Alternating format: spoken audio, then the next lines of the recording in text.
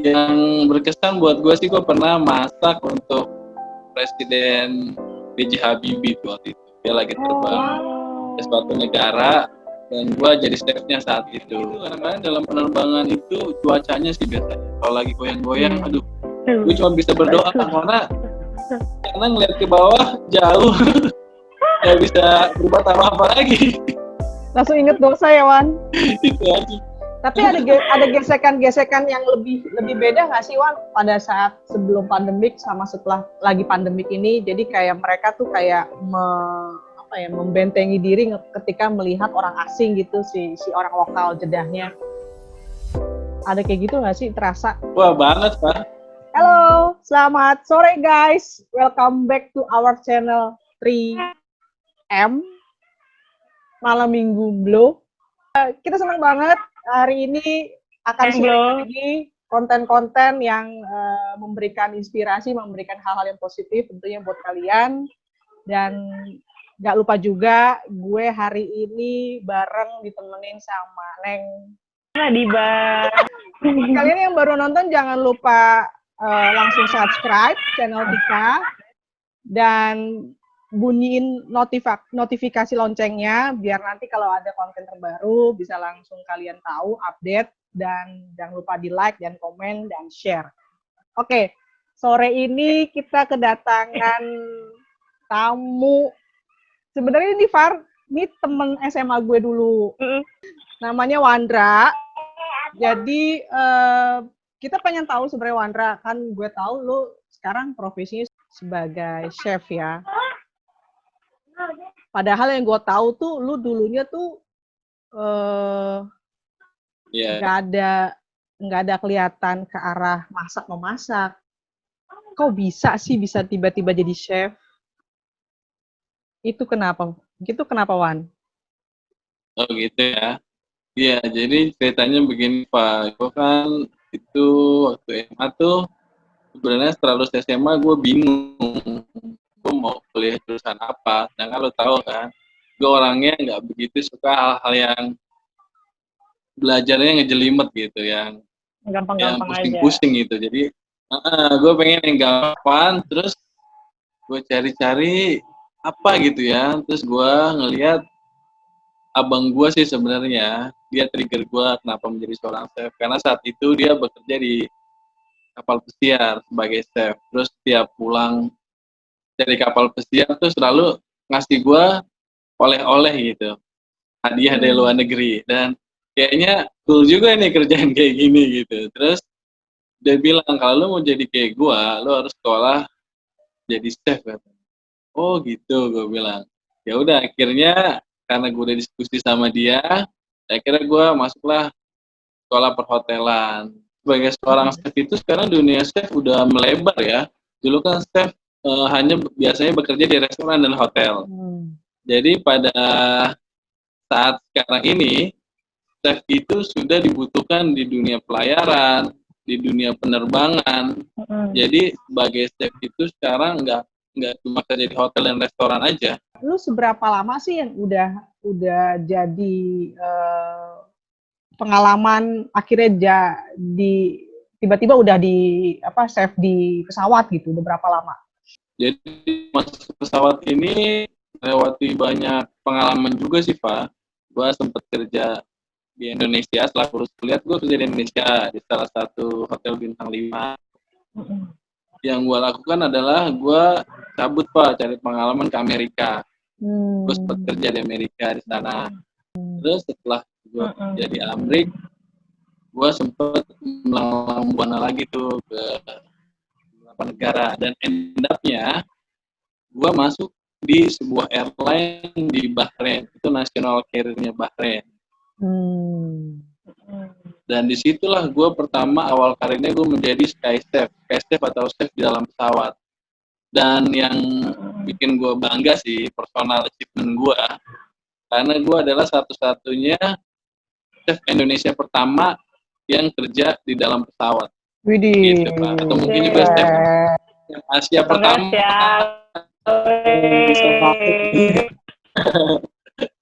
Ya itu sih yang bikin gue kebanggaan tersendiri setelah gue Gue juga struggling bangga mencari kok. beberapa Gue juga bangga negara kok Wandra. dari Gue juga bangga sebagai orang Indonesia. thank you, Bukan sebagai yang lain, tapi sebagai orang Indonesia. Yoi. Yang berkesan buat gue sih, gue pernah masak untuk Presiden B.J. Habibie tuh waktu itu. Dia lagi terbang ke suatu negara dan gue jadi chefnya saat itu. Wah, Kan kehormatan gue juga ya. ngefans banget sama dia kan. Kalau pejabat dan artis, waduh udah banyak sih. Chef on Sky gitu kan. Itu yang dikerjain tuh apa ya Mas? Karena yang nggak tahu ya, gue belum pernah mengalami perjalanan panjang ke luar negeri gitu ya. Kalau chef itu di pesawat gimana? Bukannya dia ada makanan cepat saji gitu Mas, yang cuma tinggal dipanasin gitu kan?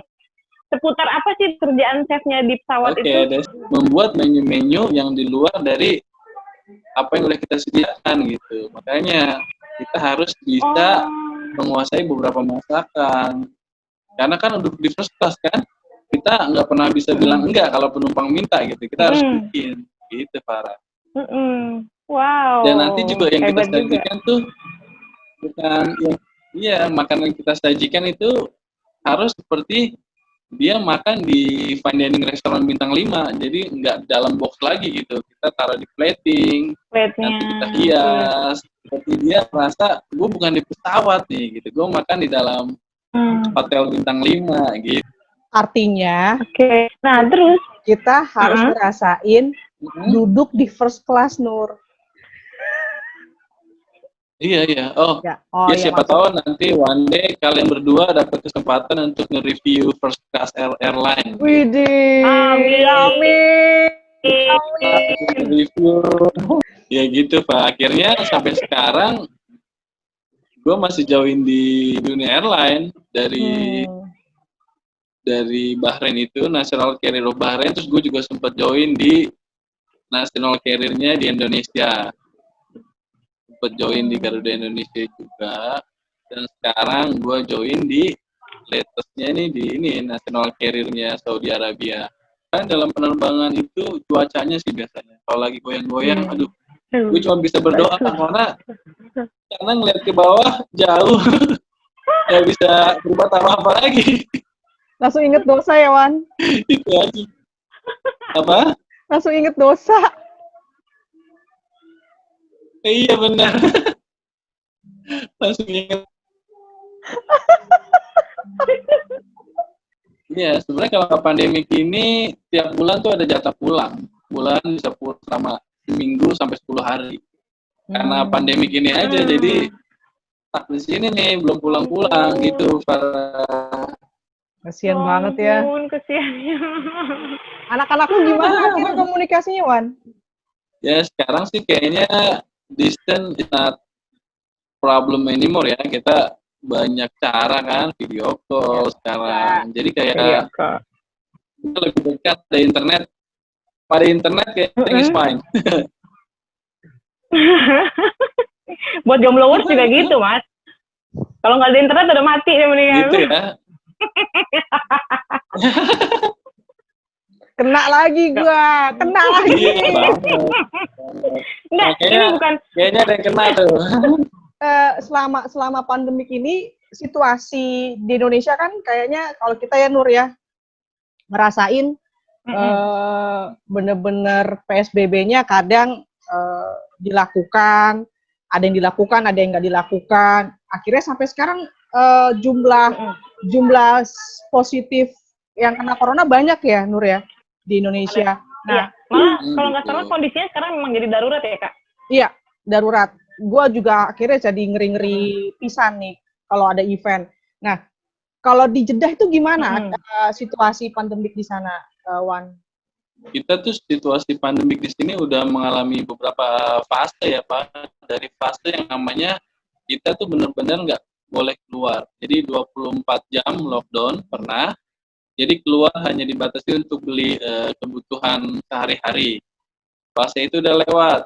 Sekarang fasenya yang kita bebas keluar tapi menggunakan masker. Kalau nggak pakai masker, itu kena penalti sekitar Rp1.000 lah, sekitar 4 jutaan gitu Pak. Anjir. Jadi di sini memang dendanya benar-benar dendanya benar-benar strict. Jadi makanya orang-orang selalu ngikutin protokol itu gitu. Sekarang sih di sini semuanya udah seems to be normal. Cuma tinggal nunggu pembukaan aja untuk orang-orang masuk dalam negara. Berarti kan udah hampir 6 bulan nih lu lockdown di apartemen. That's right. Itu nggak benar. bosen apa? Jenuh, bete. Kalau untuk di fase pertama itu sebenarnya gue awal-awal pandemi seperti ini Pak, sempat boring juga karena kan tadi gue bilang kan harus 24 jam di dalam rumah. Tapi itu hanya beberapa bulan.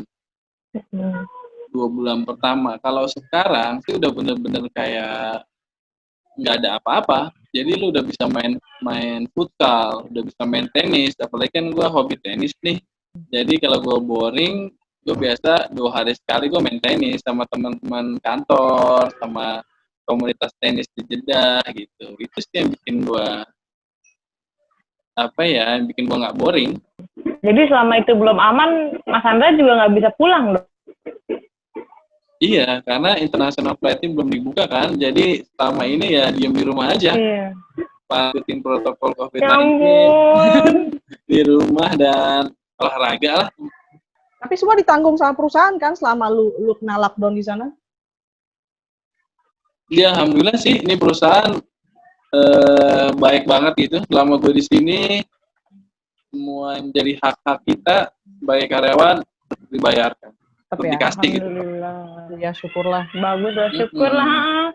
Karena kan kalau di Indonesia sendiri yang lockdown ya, WFH, gaji dipotong loh Mas.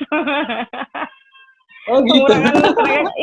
PHK banyak. Banyak banget. Beruntunglah Mas tahu di sana.